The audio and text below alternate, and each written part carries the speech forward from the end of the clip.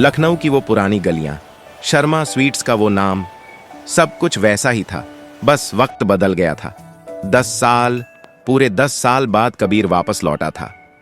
उम्मीद थी कि शायद घर की हवा उसे पहचान लेगी।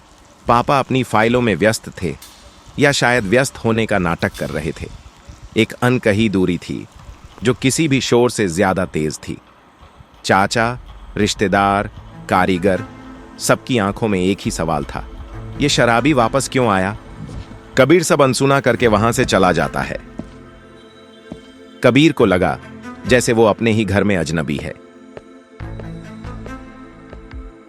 घर की डाइनिंग टेबल पर खाना तो था, पर मिठास गायब थी। जब बात उठी कि पुश्तैनी दुकान कर्जे में डूब रही है और इसे बेचना पड़ेगा, उसने कहना चाहा, हमें यह दुकान बेचनी पड़ेगी। दुकान ऐसे कैसे बेच सकते हो? मैं ऐसे दुकान बेचने नहीं दूंगा। और कोई रामबाण नहीं है। मार्केट गई है, दाम बढ़ रहा है। दुकान बेचने में ही भलाई है। दुकान बेच रहे हो? पापा, ये दादाजी की दुकान है, ऐसे कैसे बेच सकते हैं? तू तो चुप ही रह कबीर। 2 साल बाद आया है, तुझे क्या पता बिजनेस कैसे चलता है। मैं संभाल लूंगा, मैं ऑर्डर लाऊंगा। अगली सुबह कबीर निकल पड़ा, धूप में, धूल में, शहर के हर बैंक्वेट हॉल, हर मैनेजर के दरवाजे पर। लेकिन एक नशेड़ी पर कौन भरोसा करता? हर जगह से सिर्फ एक ही जवाब मिला, ना। हिम्मत जवाब देने लगी थी। ऐसा लगा जैसे वो फिर से हार रहा है। वो दीवार के सहारे बैठ गया।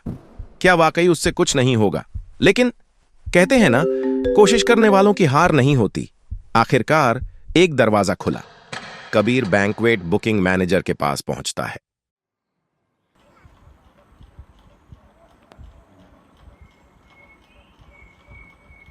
कबीर और मैनेजर के बीच काफी बातचीत के बाद आखिरकार कबीर को ऑर्डर मिल जाता है।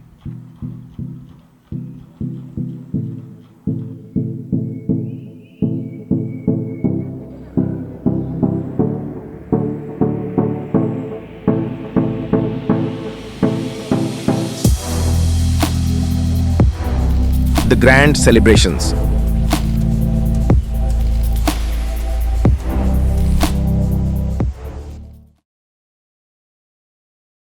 उसने अपनी पुरानी मिठाइयों की फोटो दिखाई और सामने वाले को उसमें वो जादू दिखा जो शायद उसके अपने परिवार को नहीं दिख रहा था। यह महज एक कागज का टुकड़ा नहीं था, यह 500 किलो का वो अर्जेंट ऑर्डर था जिसने कबीर को उसकी खोई हुई इज्जत वापस पाने की पहली सीढ़ी पर खड़ा कर दिया था। पूरा परिवार दंग था और सबसे ज्यादा हैरान थे उसके चाचा, जो हमेशा कबीर की तरक्की से जलते आए थे।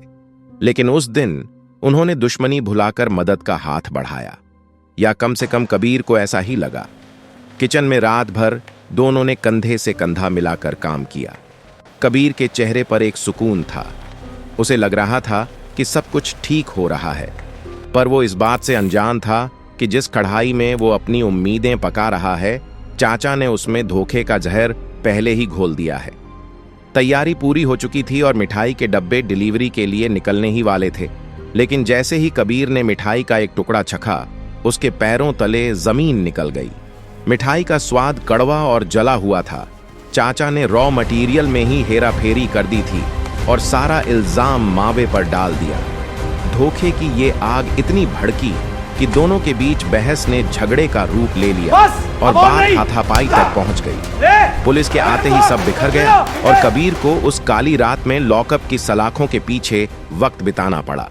तभी अंधेरे में उम्मीद की एक किरण बनकर उसके पिता वहां पहुंचे और उसकी जमानत करवाई।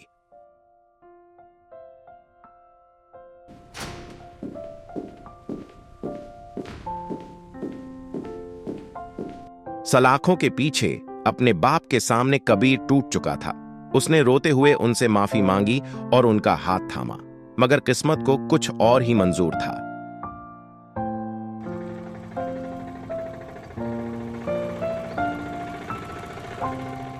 शर्मा स्वीट्स, जो कभी उस इलाके की शान हुआ करती थी, आज वहां सन्नाटा था। कबीर ने भारी आंखों से दुकान पर ताला लगाया और जब पीछे मुड़कर देखा तो वहां फॉर सेल का बोर्ड लटक रहा था। उस एक ताले ने सिर्फ दुकान ही नहीं कबीर के सारे सपनों और उसकी हिम्मत को भी हमेशा के लिए कैद कर दिया था।